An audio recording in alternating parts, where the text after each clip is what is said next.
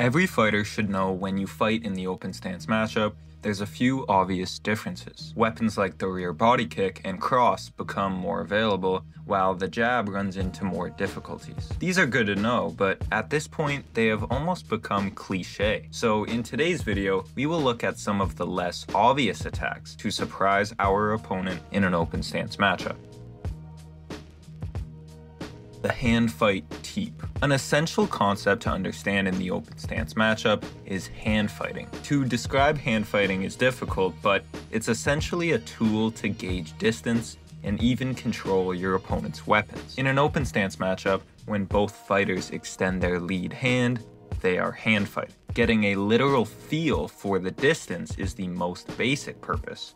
But there is much more to hand fighting. When you extend your lead hand, your opponent will often follow suit. In most cases, the fighter winning the hand fight has their hand on top of their opponent's. This offers more of an ability to control the wrist and set up attacks. You are almost forced to engage in the hand fight because when you allow your hand to be controlled, you turn into Charles Radke. Finish him!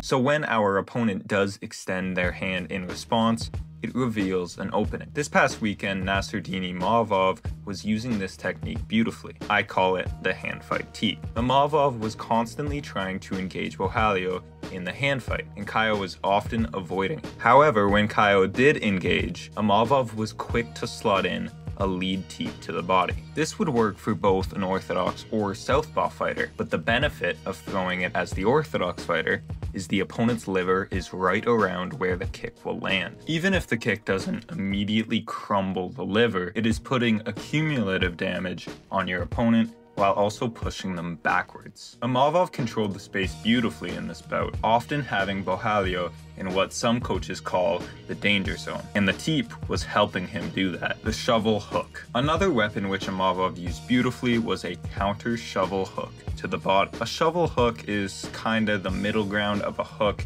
and an uppercut. It's not as vertical as an uppercut, and it's not as horizontal as a hook. Just as the open stance matchup allows for easier access to the rear body kick, that same space is available when your opponent blitzes in to punch, except the distance is a little different. Since the range is tighter, it demands a shorter range weapon, and that is where the shovel hook fits in beautifully. Imavov was consistently finding this shot, and it set up his counter combinations very well, as he could follow with a left hook to the head to mix up the target. This counter is amplified by the opponent's forward movement. They are moving forward to attack and are intercepted by this punch. An analogy would be if you get into an accident and hit a stationary vehicle, the impact would be far less than if you were to get in a head-on accident where the vehicles are driving in opposite directions. This is something to prioritize when striking. If your opponent is circling to their right, intercept them with a head-on weapon from your left side. The likelihood of hurting your opponent is severely higher when you land a head-on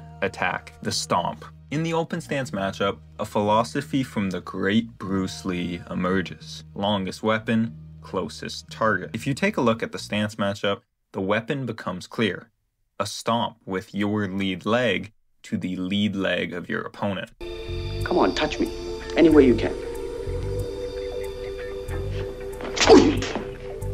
You see? To reach me, you must move to me. Your attack offers me an opportunity to intercept you. In this case, I'm using my longest weapon, my sidekick, against the nearest target, your kneecap.